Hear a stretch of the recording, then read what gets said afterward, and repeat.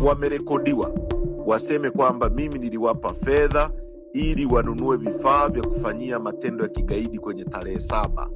Kwa hiyo ni kesi ambayo ipo, ambayo ilikuwa inaandaliwa kwa ajili ya mimi kubambikizwa, lakini hao vijana wamepigwa sana na waendelea kushikiliwa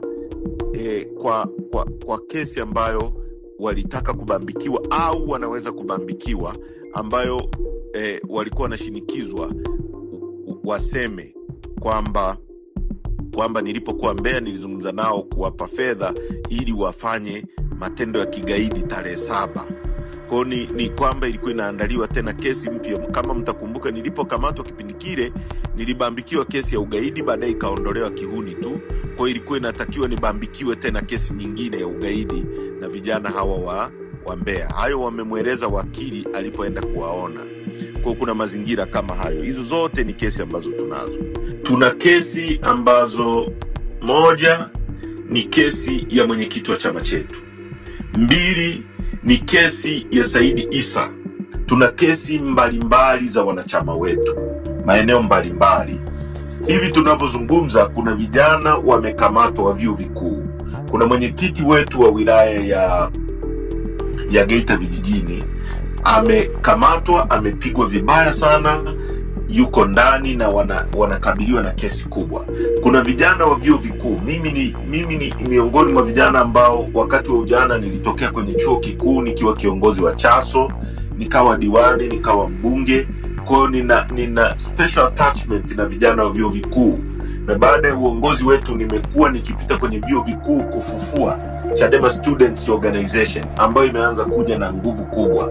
Tulianzia chuo kikuu cha Dar es Salaam, tukaenda Dar es Salaam, tukaenda Mwanza na baadaye Iringa. Na nilipokuwa Mbeya kwenye mkutano nilipata brief kukaa na viongozi wa Chaso na kuzungumza nao.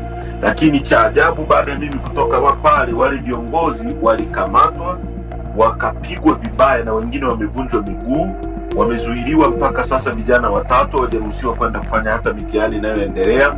Wako mahabusu Mbeya kwa siku zaidi ya 10 wakishinikizwa kwamba waseme mimi niliwapa fedha. Wamerekodiwa waseme kwamba mimi niliwapa fedha ili wanunue vifaa vya kufanyia matendo ya kigaidi kwenye tarehe 7.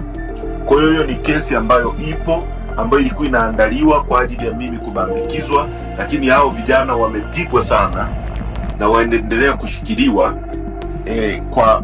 kwa kesi ambayo walitaka kubambikiwa au wanaweza kubambikiwa, ambayo walikuwa wanashinikizwa waseme